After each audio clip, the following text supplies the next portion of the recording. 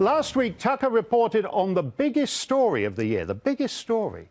Liberals have run out of racist statues to take down, so they've now moved on to racist trees.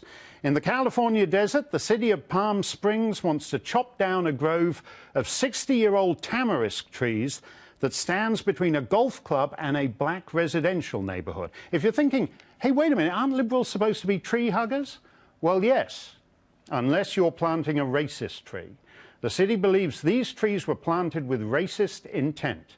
Others say it was to prevent some chap sauntering in his +4s from calling for his niblick and chipping that golf ball straight through your window. But that's always the cover for racism, isn't it? People don't go out and say, we're doing this for a racist reason. They go out and say, we're going to give you landscaping. In fact, we're going to landscape you right out of existence. And oh, by the way, these trees are going to protect you from golf balls. So just like race, golf balls flying through your kitchen window is a social construct. Don't worry about it. The tamarisk is now the Robert E. Lee of trees. It's Robert E. Tree. And liberals suddenly have no more desire to hug that tree than they do to hug Charlie Rose or Matt Lauer. The tamarisk is not just racist, it's nasty.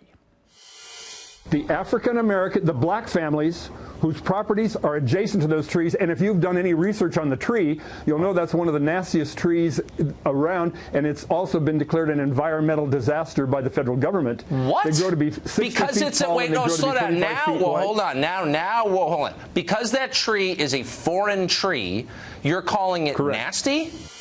So to invert Barbara Walters, if this tree were a celebrity, what celebrity would it be?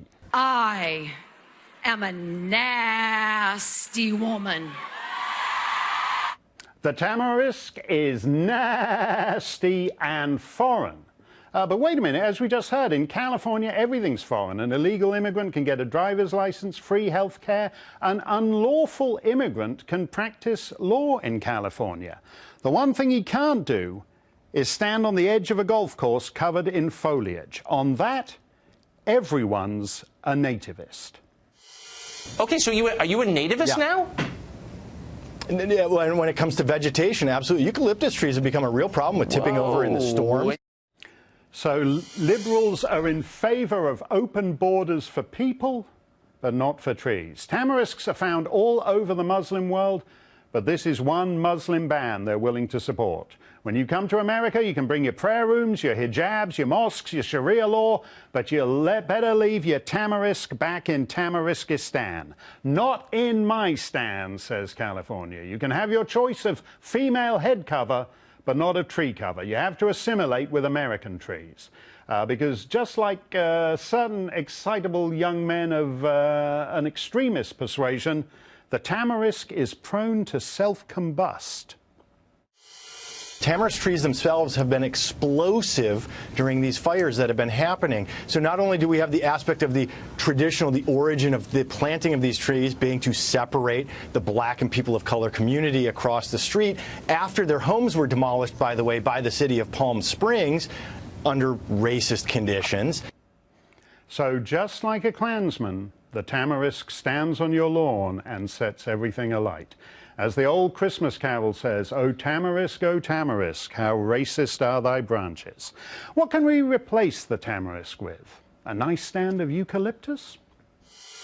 I think your guest last night mentioned eucalyptus, so it's interesting your guest tonight is saying no eucalyptus. Democrats a decade ago, more trees, less bush. Democrats now, less trees, more open space to keep an eye on Harvey Weinstein and Kevin Spacey. Now, you might think liberals have finally flown the coop launching this war on trees. They're literally out of their tree. But what if they're right? What if this really is the root cause? What if trees are racist? Here are the 3 most forested states in the Union. And here are the whitest states in the Union. Coincidence?